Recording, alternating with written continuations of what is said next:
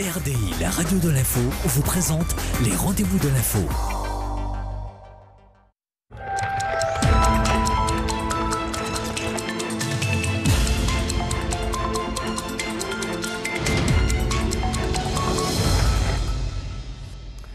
Bonsoir à tous et bienvenue dans le rendez-vous de l'info. Ce soir, un invité exceptionnel. Ça fait quoi? Ça fait un mois que j'essaye de l'avoir sur le plateau. Enfin, il a accepté notre invitation. Jean-Étienne Antoinette, ancien sénateur, maire de Kourou, avec nous sur le plateau du rendez-vous de l'info. Que devient-il? Fait-il son retour en politique? Va-t-il répondre aux attaques de la mairie de Kourou aujourd'hui? Sûrement que oui. En tout cas, les réponses dans quelques instants avec notre premier invité. Deuxième invité, Kerwin Alcide, le président du Club de la Presse, Université de Guyane. Et maintenant, c'est le débat qui aura lieu demain au Novotel à 19h avec le Club de la Presse. C'est quoi exactement le Club de la Presse? Quelles sont leurs activités et pourquoi ces débats? Comment? La réponse dans quelques instants avec son président, Kerwin Alcide. Vanessa nous ramène des images de Miss Prestige Guyane. Elle est jolie et on verra tout ça d'ici quelques instants. Voilà, sans plus tarder, le rendez-vous de l'info démarre tout de suite avec le journal, tout en images.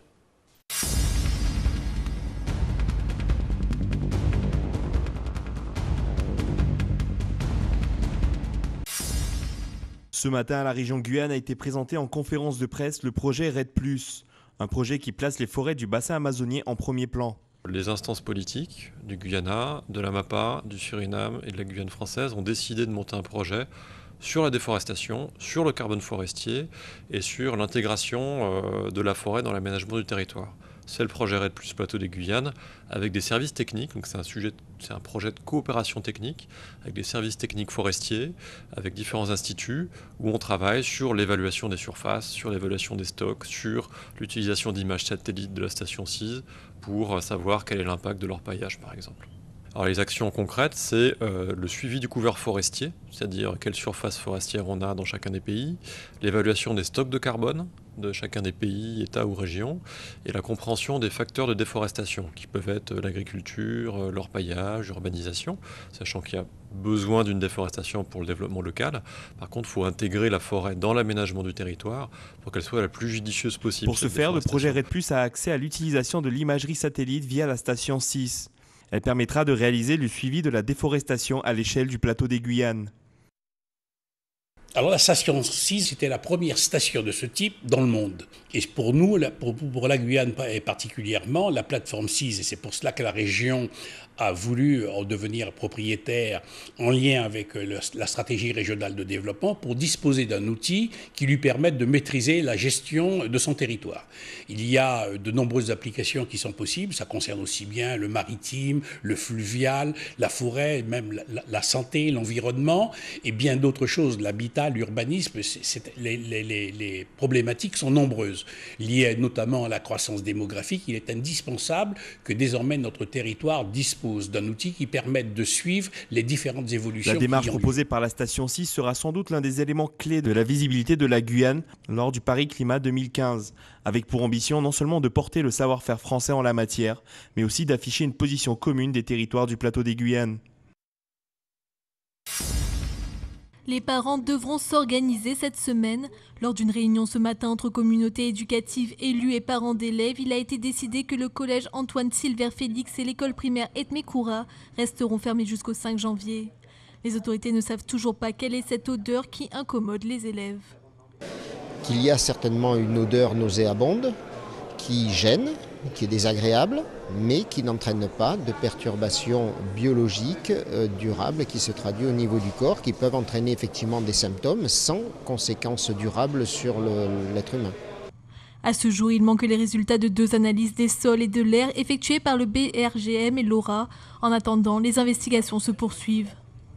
Nous sommes en train de poursuivre ces investigations épidémiologiques pour croiser les données médicales constatées avec l'interrogatoire très fin des personnes exposées, enfants et adultes, sur les lieux, sur les heures, sur la caractérisation du phénomène, avec le maximum de rigueur scientifique pour identifier l'origine de ces symptômes.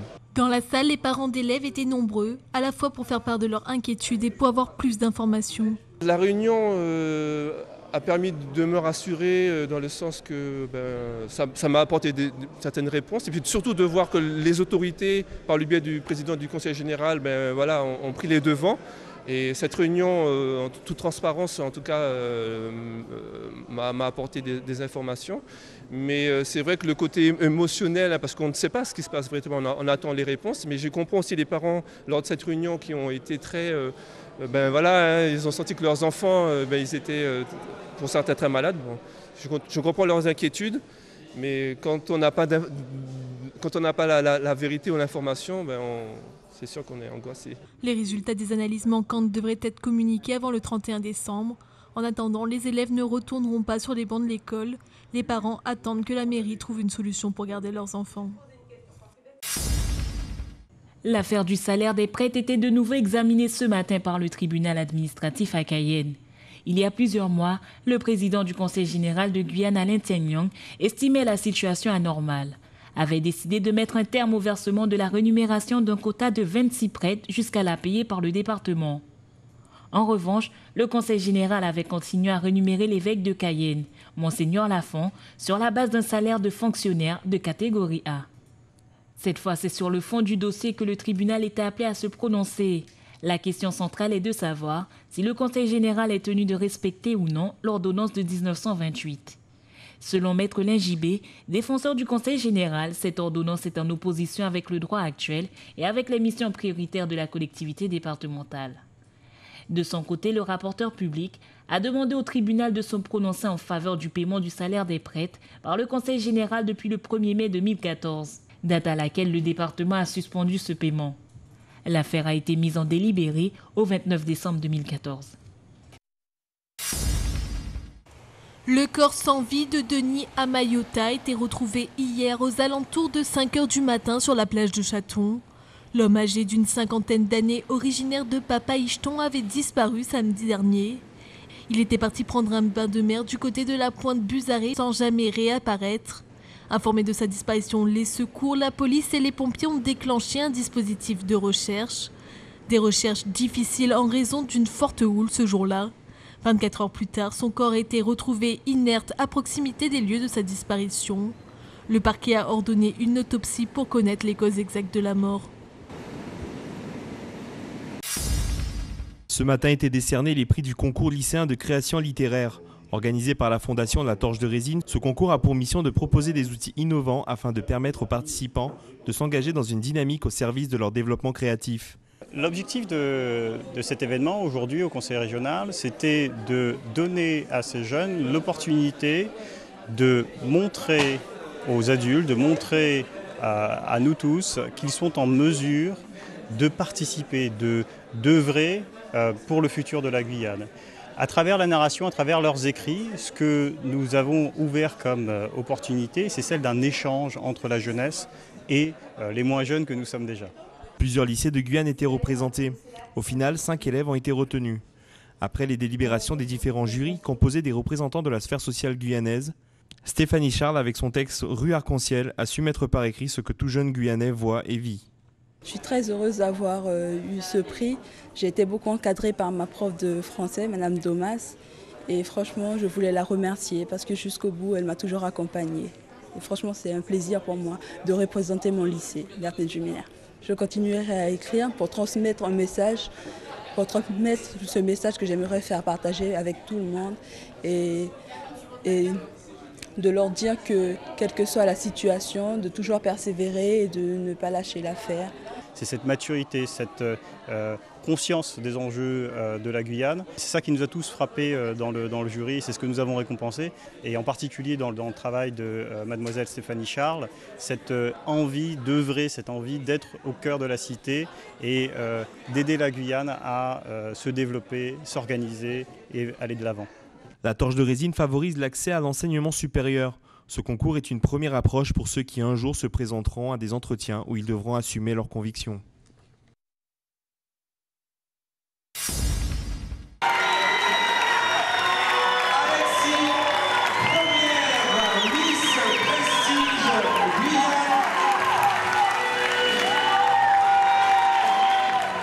Alexis Guiliani est la première Miss Prestige Guyane. À tout juste 17 ans, elle a remporté la couronne samedi soir à l'Ancre. Lors de ses passages en tenue traditionnelle, maillot, robe de mariée et tenue de soirée, la jeune lycéenne a su conquérir le jury et une grande partie du public. Un public pas assez nombreux pour remplir la salle de l'Ancre, mais pour les organisateurs, cette première a été une réussite. Cette lycéenne en terminale ES ne mise pas seulement sur sa beauté, elle souhaite poursuivre ses études. Bonsoir à tous, je m'appelle Alexis Guiliani, j'ai 17 ans et je suis en terminale ES. Par la suite, j'aimerais devenir huissier de justice. Voilà, En attendant, la Miss Prestige Guyane ira représenter les couleurs de sa région lors de l'élection nationale, prévue le 18 janvier prochain à Strasbourg. Un nouveau magazine dans le paysage guyanais, Yana Glam. Disponible depuis ce matin dans les grandes surfaces, ce magazine de type généraliste est la concrétisation de 2 ans de boulot. À la tête de ce bimestriel, une jeune femme originaire de Mana, Paulette. Eh bien, Yana Glam, en fait, c'est un projet qui est très vieux, donc qui date de 2011 en réalité. Donc j'étais en congé de maternité et en fait, j'avais pas envie de reprendre l'activité professionnelle parce que je voulais rester à m'occuper de mon enfant. Et donc, avec ma commère, on s'est mis à réfléchir à qu'est-ce qu'on pourrait faire justement à domicile, mais qui nous permettrait, en tout cas qui me permettrait à moi de continuer à m'occuper de mon enfant, mais à avoir une activité professionnelle. En 2013, le projet de magazine Yana Glam a remporté le 2e prix du concours Entreprendre au féminin. Et en juin 2014, le projet a obtenu une bourse exceptionnelle lors des interclubs Dom-Tom organisés par l'incubateur Guyane Pionnière. Alors, dans ce premier numéro, en fait, qui est tout juste ici, donc on peut retrouver pas mal de rubriques, donc notamment un dossier sur l'entrepreneuriat au féminin, où la question est très importante, notamment la place des femmes dans l'entrepreneuriat ici en Guyane. On peut retrouver un dossier mode, où là en fait le magazine se propose de faire le portrait d'une femme qui sait faire de la couture, qui a appris toute seule à faire de la couture, mais qui ne s'est jamais mise à son compte. La presse féminine occupe une place importante sur le podium des ventes de magazines. Cette presse se caractérise par la présence d'images à chaque page, de corps féminins en particulier. Tantôt admirés pour leur beauté, tantôt décriés pour leur aspect irréel. Outre son utilisation massive de l'image, Yana Glam se veut un magazine de proximité qui oriente et conseille les personnes avec plusieurs rubriques.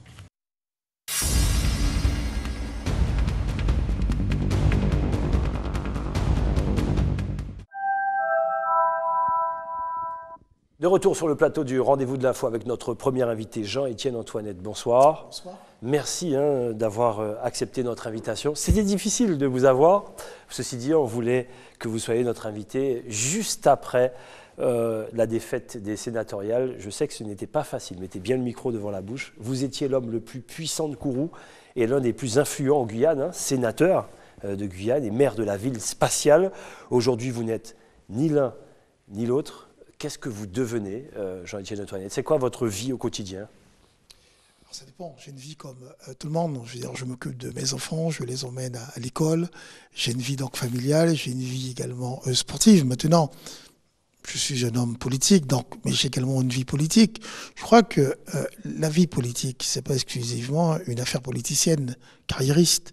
C'est aussi la politique citoyenne. Ça veut dire, c'est continuer à travailler avec des amis, avec un mouvement, Walwari, mais aussi avec d'autres personnes avec qui je continue à réfléchir sur le développement donc, de la Guyane. Il n'est pas indispensable d'être sénateur, maire ou conseiller régional ou conseiller général. Je suis toujours conseiller municipal pour continuer à réfléchir sur la situation de la Guyane et surtout, quelle solution pour cette Guyane. Clairement, quand vous dites vous êtes en politique, vous faites de la politique, avec qui et comment? Alors, avec qui? Déjà avec les membres de l'opposition. Donc, nous continuons à nous réunir. Lynn Létard, Adelson Magloire, puis aussi ceux qui ne sont pas élus, mais qui étaient sur la liste avec nous.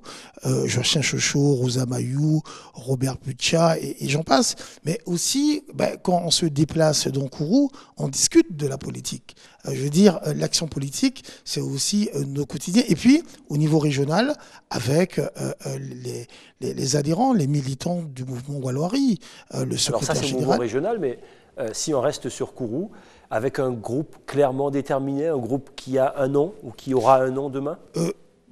Déjà, on représente quand même 48%. des électrices et des électeurs qui se sont prononcés en notre faveur lors des dernières élections. Et donc oui, on continue à observer l'évolution de cette société kouroussienne. Et puis aussi, je crois que on le fait, mais de façon, je dirais, sans mettre de la pression, de façon très démocratique, en ayant respecté la transition démocratique. Alors on dit, est-ce le retour de Jean-Étienne Antoinette? Est-ce mon retour? Je veux dire que c'est pas... je crois qu'à un moment, il faut respecter les résultats. L'équipe qui est aujourd'hui à la majorité a été démocratiquement, légitimement élue. Il fallait laisser cette équipe travailler. Maintenant, il est temps, aujourd'hui, de demander à cette équipe de commencer à nous orienter, nous indiquer leur orientation. On y reviendra. Et non pas systématiquement, quelquefois, de refaire le bilan du passé. Alors, c'est l'heure du bilan de toutes les façons, de votre bilan et de leur bilan pour démarrer aussi. On va y revenir dans quelques instants. Quand vous dites que vous êtes dans l'opposition, j'ai presque envie de dire, vos amis sont dans l'opposition, Jean-Étienne Antoinette. Vous n'avez jamais mis vos pieds à la mairie de Kourou, vous êtes un mauvais élève. Pas du tout. Vous savez, je ne vais pas reprendre une réplique de M. Serge Patient, qui est pour moi une réplique historique. On lui avait posé la question, est-ce qu'il allait siéger au conseil municipal? Oui. À l'époque, il a répondu, je n'avais pas sollicité les voix des électrices et des électeurs pour être le conseiller de M. Antoinette, mais il avait sollicité les voix des électrices et des électeurs pour être maire de Kourou. Ça, c'est sa réplique, hein, je mets entre guillemets. Cependant, non, je... observer que... Les absents ont tort souvent. Vaut mieux être là, non? Pour savoir ce qui se passe. Observer que je continue à travailler tous les dossiers. Je peux vous donner à la virgule près les dossiers qui sont inscrits au conseil municipal la semaine prochaine. Mais venir assister au conseil municipal, ça allait quelque part mettre la pression sur l'équipe actuelle. Donc j'ai laissé cette équipe actuelle. Pour qu'ils puissent travailler en toute sérénité. En toute sérénité. Qu'on puisse pas vous attaquer de pression et autres. C'est ça en gros? C'était ça l'esprit. Cependant, celles et ceux qui participent dans l'opposition font correctement le travail. Je pense encore une fois à Magloire Adelson, je pense à Lynn Letta, je pense à Nadia Tigesmag-Lorraine, à Roger Annie, à Eddy Gabriel. Et puis nous préparons nos réunions, mais pas simplement entre les 8 qui ont été élus, mais avec tout le reste de la liste. De même aussi, nous travaillons quand il s'agit d'analyser les dossiers qui sont inscrits à l'ordre du jour de la communauté des communes des Savanes. Et là encore, c'est avec une très grande tristesse que nous avons constaté que malheureusement ce dossier n'avance pas, quand nous avons pu voir que en fait l'intérêt communautaire s'est traduit aujourd'hui à une coquille vide, à tel point que certains, dans les discussions, se posent la question. Il y avait des problèmes de finances. Mais je parle de la communauté des communes. La communauté des communes. Aussi. Mais alors, des finances lesquelles? Aujourd'hui, vous savez que quand je me rends au marché, on me dit, mais pourquoi y a-t-il aujourd'hui autant de vice-présidents? Dans la mesure où il n'y a pas eu de transfert de compétences. Comparant. Après, on revient sur Kourou. La communauté des communes des Savanes, c'est à peu près 30 000 habitants. Exact. 11 vice-présidents. La communauté d'agglomération de l'île de Cayenne, qui est autour de 100 000 habitants, il y a la moitié. Donc, je crois qu'à un moment, il faut s'interroger sur l'action politique avant d'adresser des reproches. Le maire actuel a dû faire des compromis. Mais on l'invitera pour qu'il puisse... C'est une forme de politique que j'ai constaté qu'effectivement, à force de faire des compromis, on passe à la compromission. Et puis, malheureusement, on oublie de faire de la politique. Aujourd'hui, c'est l'heure du bilan, de votre bilan, et notamment pour l'équipe actuelle, celle de François Ringuet, qui, dès sa prise de fonction, fait un audit et on s'aperçoit que Kourou est en déficit depuis 2008 de 11 millions d'euros. Qu'est-ce que vous répondez, Jean-Étienne Antoinette? Vous savez, franchement, j'ai l'impression que c'était le loto, le bingo. Un jour, c'est 19 millions d'euros, un autre jour, c'est 17 millions d'euros. Aujourd'hui, c'est 11 millions d'euros. J'ai vu un rapport qui présente un déficit consolidé de 6 millions d'euros. Bon, quel est le bon chiffre? Après, 6 millions, on n'a jamais vu. Il y a un rapport qui sera présenté jeudi prochain qui fait allusion, un chiffre de... Enfin, on parle de millions d'euros. De 6,5 on parle de gros sous. On parle de 6,5 millions d'euros consolidés. Nous, dans l'opposition, nous avons demandé des éléments précis. À ce jour, nous n'avons pas de réponse. On n'a pas eu la communication de l'audit, alors que les journalistes l'ont eu. Par lettre recommandée, nous avons demandé. L'opposition n'a pas eu? L'opposition, à ce jour, n'a pas eu cet audit. D'accord. Nous avons demandé également des éléments précis sur les restes à réaliser en dépenses et en recettes. Ce sont ces restes à réaliser qui expliqueraient les 15, 17, 18, 20 millions d'euros. Vous avez une idée, Jean-Étienne Antoinette, quand même. Vous avez une idée du déficit, vous? J'ai une idée du déficit. Donnez-moi un chiffre. Je suis convaincu, je reste convaincu qu'on va nous transmettre tous ces éléments. Nous aurons l'occasion de démontrer qu'il n'y a pas 19 millions d'euros comme ça a été annoncé, il n'y a pas 10 millions d'euros comme ça a été annoncé, il n'y a pas 6 millions d'euros comme ça a été annoncé. Donnez-nous un chiffre. Mais qu'on me donne les restes à réaliser et je vous dirai réellement la situation. Vous vous rendez compte, j'ai dû saisir par écrit aujourd'hui, monsieur le préfet, pour faire intenter une action afin que le maire puisse nous transmettre les restes réalisés en recettes et en dépenses. On y revient, du préfet d'ailleurs. Est-ce que l'audit, j'y reviens, fait par un cabinet externe, ne vous permet pas de... Vous ne vous remettez pas en question, Jean-Étienne Antoinette, sur ça? Alors, peu importe les chiffres, non, là, j'ai presque non, envie de mais dire. les chiffres sont importants. Oui, les chiffres sont importants. Les chiffres sont importants, mais j'arrive. Les chiffres sont importants. Sauf que le cabinet écrit noir sur blanc que c'est à partir des éléments transmis que ce cabinet fait son analyse. C'est-à-dire c'est à partir d'un compte administratif voté avec 10 millions d'euros que ce cabinet fait une analyse. Tout de même, les tendances. Je crois qu'il faut arrêter de... C'est important, hein, j'arrive. Les Kouroussiens veulent en savoir plus. Il faut arrêter de comparer ce qui n'est pas comparable. Quand je vois, par exemple, qu'on compare la ville de Kourou aux autres villes de la Guyane. Kourou est une ville qui n'a pas le même niveau de développement que les autres villes de la Guyane. Kourou a fait le choix, à titre d'exemple, de ne pas externaliser ses services. Kourou a fait le choix, à titre d'exemple, d'avoir une école municipale, parce que la démocratisation de la musique était un axe important. Kourou a fait le choix, par exemple, de développer une politique infrastructurelle. Vous voulez dire que vous avez bien investi? Nous avons aujourd'hui un réseau d'eau pluviale qui est réalisé. Nous avons une station de traitement de usées qui est réalisée. Si on compare avec d'autres communes de la Guyane, ce n'est pas le cas. Première observation. Ensuite, il faut qu'on aille vite, il nous reste 5 minutes. Ensuite, quand on compare Kourou aux autres communes de la métropole, je veux dire, nous ne sommes pas dans les mêmes dynamiques. La Guyane est en retard infrastructurel. La Guyane a un taux de chômage qui n'est pas comparable aux autres régions de France.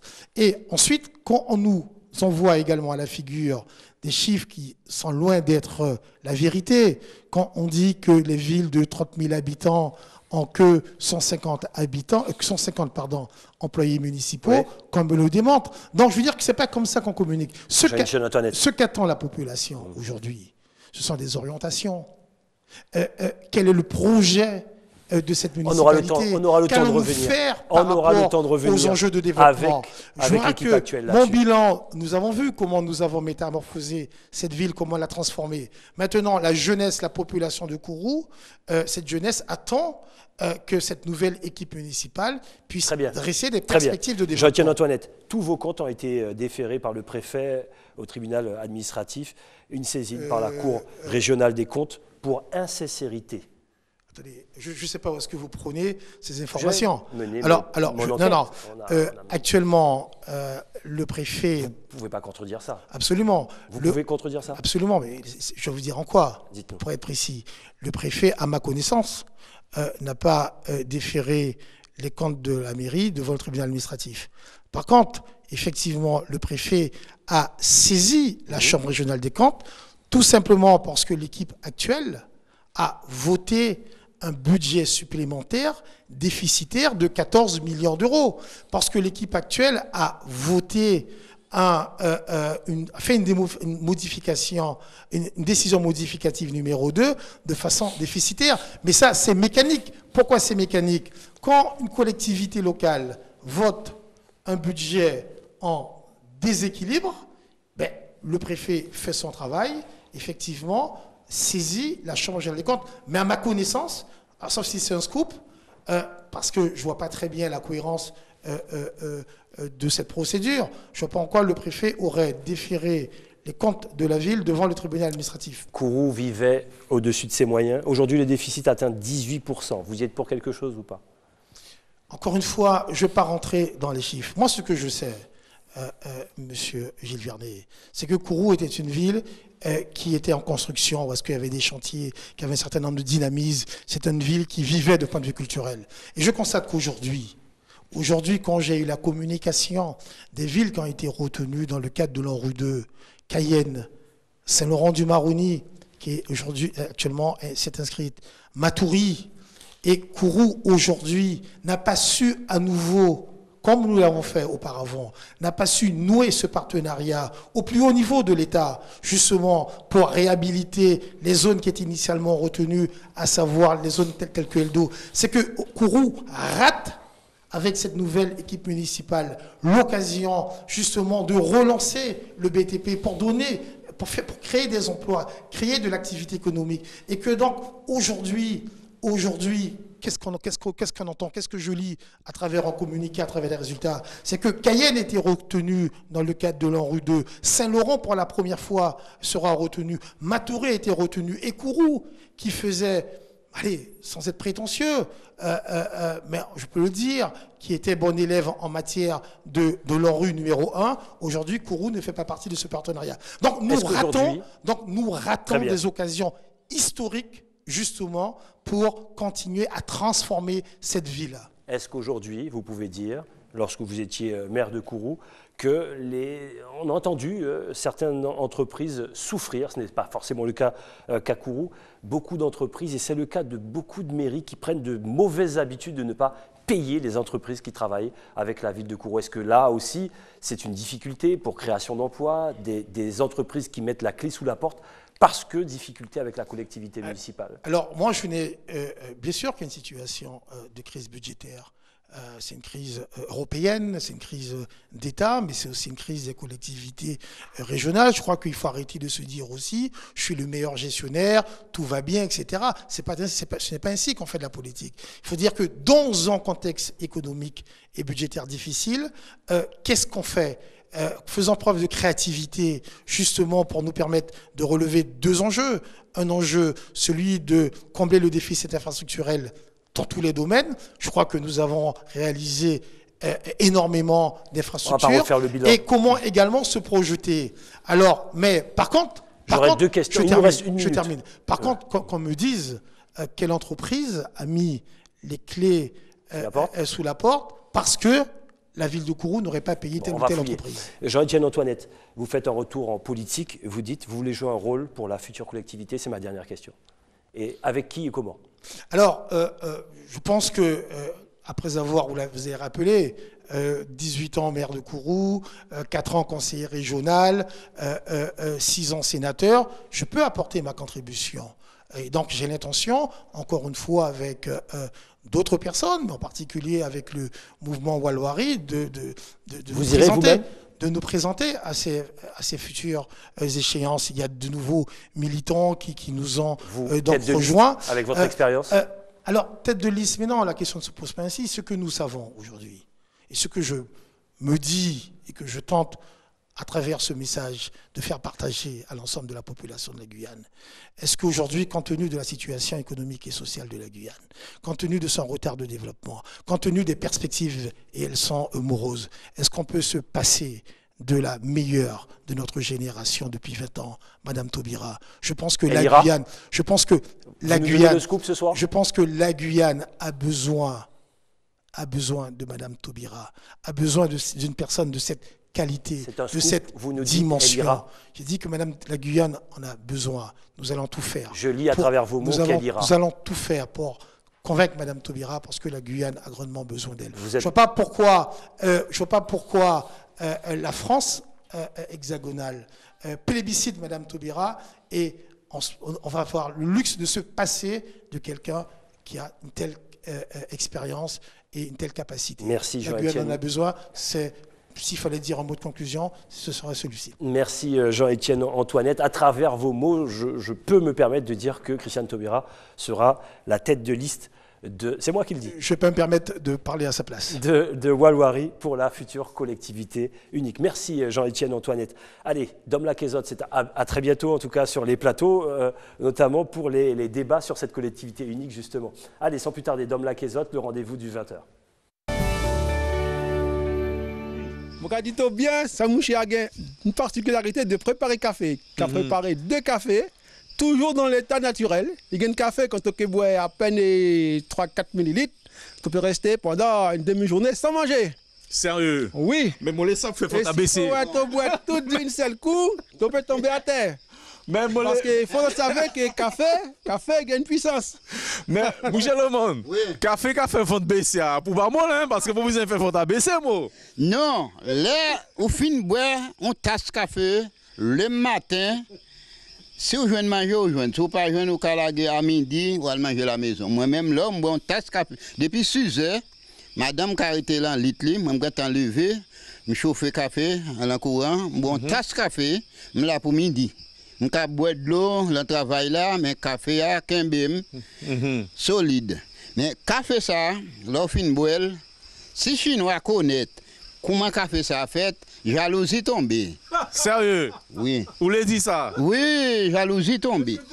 Parce que là, au fin de boire café ça, on prend portable, on prélève l'eau mangue, passe madame, passe 2 kilos de café en poudre. Voilà, Dom Laquezotte à 20h avec Dominique Nugent, le café ici en Guyane. Vanessa nous a rejoint, c'est la chronique.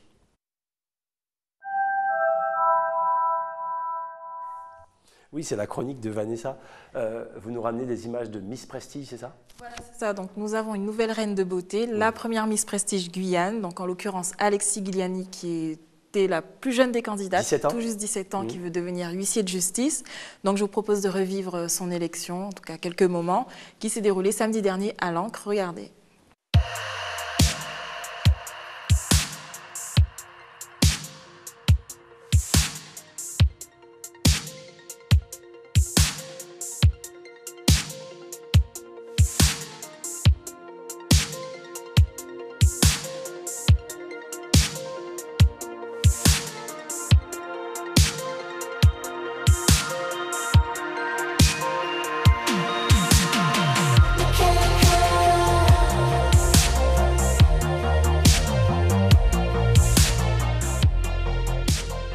Étant ancienne Miss Guyane, je suis membre du jury ce soir pour la première édition de Miss Prestige Guyane. Et d'ailleurs, je trouve que c'est une très bonne chose pour la Guyane car on n'avait qu'une seule élection et maintenant on se retrouve comme les Antilles à avoir 2 élections. Enfin, c'est un bon début déjà pour nous d'avoir 2 élections. Et maintenant, on peut tenter notre chance à Miss Prestige nationale.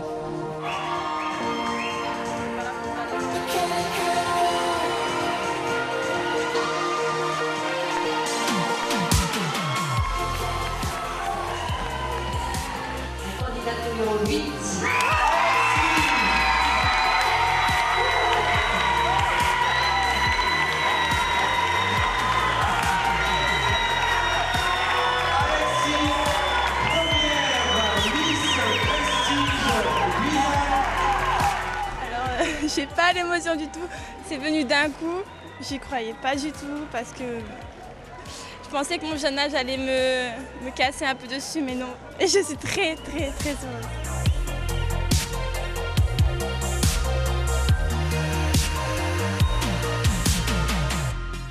Alors, comme je le disais tout à l'heure, elles étaient très proches par le public, les 2 premières candidates, mais elle a fait la différence avec les membres du jury.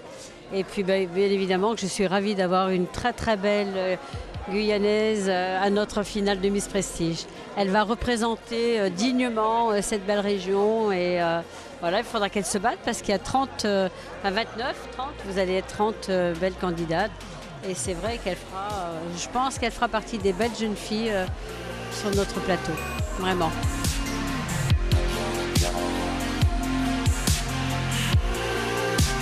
Voilà, donc un show qui a tenu toutes ses promesses pour une première. Donc bravo à l'association Camazon Events et aux lycéens de Melchior et Garé qui ont fait les premières tenues, les tenues du premier passage qui étaient vraiment, vraiment top.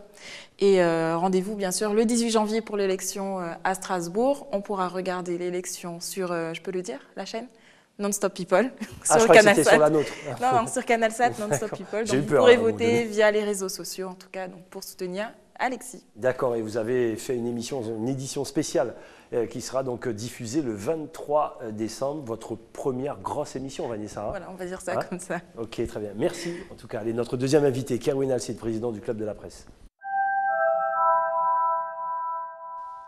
Kerwin Alcide, bonsoir. Bonsoir. Effectivement, vous êtes le président du Club de la Presse, Université de Guyane. Et maintenant, c'est le débat, ça sera le débat de demain du Club de la Presse à 19h au Novotel.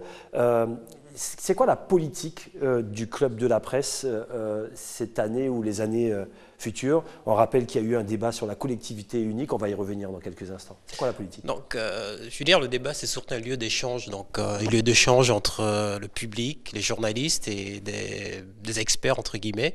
On essaie d'échanger sur certains sujets, donc nous, journalistes, on essaie de tout faire, de ne pas être resté fermés, donc d'ouvrir donc, nos portes pour que les gens puissent venir discuter, échanger avec nous. Donc c'est un héritage de l'équipe, la précédente équipe, qui avait mis en place donc ces débats mensuels que nous on essayé de remettre en place. Donc effectivement le premier débat c'était sur la collectivité territoriale. Tous les politiques étaient là. Ouais. Il y avait du public avec des très belles questions. Oui, l'échange était très vif et très intéressant. Je pense que c'est un sujet qu'on va être appelé à refaire assez rapidement puisqu'il y a beaucoup de questions sur la collectivité territoriale. Alors concernant ce débat sur l'université, il y a des experts qui viennent, on peut avoir des noms? Donc il y aura le président de l'université, donc Richard Lagagné, il y aura Didier Béraud qui est maître de conférence à l'université, qu'on a vu pendant les manifestations pour l'université, puis il y aura Henri Néron donc, qui va parler de la jeunesse donc, de l'université de Guyane. Vous êtes sûr du prénom de Néron? Vous avez dit Henri? Oui, je me trompe, oui. C'est pas Henri, on va retrouver son prénom tout à l'heure. Allez. Alors, vos débats, justement, on en entend parler avant. Donc, il y a le débat, des débats très intéressants, mais et ensuite, à quoi ils servent Ça va être filmé déjà, donc ça va être passé en télévision, donc pour notamment chez vous. Oui, voilà. On va filmer demain. Mais c'est surtout un lieu donc, de rencontre et d'échange. Donc, on ne prétend pas de changer la société, mais c'est de donner l'occasion aux gens qui n'ont pas droit au chapitre de discuter en public sur des sujets donc, qui, je pense, qui intéressent tout le monde. L'université, la collectivité unique. Et bientôt le tourisme, le carnaval, des choses comme ça. Donc c'est des débats de société. Quelles sont les activités en général du club ou d'un club de la presse? Alors selon les régions, chacun ses activités. Là, le Club de la Presse de Guyane, ils ont mis en place des débats mensuels. En dehors de ces débats, c'est quoi les activités du Club de la Effectivement, en dehors des débats, effectivement, on reste un peu fermé entre nous-mêmes. Donc l'objectif du Club de la Presse aujourd'hui, c'est de ramener le maximum de journalistes donc, vers le Club de la Presse, être unis, aller dans les écoles, travailler avec les jeunes. Donc, mais déjà, se donner beaucoup de force parce que vous avez certainement remarqué, ici, chez vous comme ailleurs, il y a beaucoup de jeunes journalistes, beaucoup de jeunes Guyanais qui reviennent dans des écoles de journalisme. Donc, nous, notre travail, c'est de les accueillir, de travailler avec eux. Donc on est là pour ça aussi. Donc, là, on prépare aussi les 30 ans du Club de la Presse, c'est au mois de mai l'année prochaine. Grande manifestation. Voilà, il y a 30 ans, il y a quelques courageux comme Jessica Lobelt, Jean-Claude Artigalas, j'en oublie certains d'autres, qui ont décidé donc de créer un club de la presse qui n'existait pas auparavant en Guyane. Et donc nous, on essaie de faire perdurer cet héritage. Alors, on revient sur le débat de demain, avec toutes les questions que vous pouvez vous poser. Effectivement, vous l'avez dit, avec certains spécialistes. C'est ouvert, c'est gratuit, le public est invité. Oui, surtout quand on va aborder des sujets, des questions qui sont, je pense, qui intéressent tout le monde. Déjà, quel enseignement qu'il y aura dans cette université? Exact. Quels seront les moyens? Je pense que chez nous, donc, je travaille à France Guyane, comme dans d'autres médias, on a évoqué notamment la question donc, de départ de certains enseignants. Donc, savoir qui sera donc, dans cette université demain, qui va y aller, qu'est-ce qu'on pourrait y apprendre et est-ce qu'on aura envie de mettre nos enfants Voilà, oui, voilà, je pense que c'est pour ça, voilà, je pense que le but du jeu, c'est que tout le monde puisse venir demain débattre pour savoir quelle université. Donc, parce qu'effectivement, l'université, c'est à partir du 1er janvier, savoir qu'est-ce qu'on va y faire à partir du 1er janvier. Allez, dernière question. Une dernière question, où et à quelle heure? Donc c'est au Nouveau-Hôtel, donc c'est notre partenaire depuis très longtemps, le Nouveau-Hôtel, donc c'est à partir de 19h, donc ça va durer 2 heures. Mais, je dis 2 heures, mais très souvent, c'est ouvert des 2 heures, donc, mais tout le monde est invité. Voilà, donc ne ratez pas ce rendez-vous, hein, c'est ouvert à tout le monde, c'est pour ça qu'on en parle aujourd'hui. Demain, 19h au Nouveau-Hôtel, Université de Guyane. Et maintenant, c'est la question, point d'interrogation, un débat proposé par le Club de la Presse. Kerwin Alcide, merci beaucoup. À bientôt. Voilà, Kerwin Alcide, président du Club de la Presse. On se donne rendez-vous demain à la même heure. Passez une excellente soirée. Voici le journal de BFM. À demain, Vanessa. À demain. Ciao.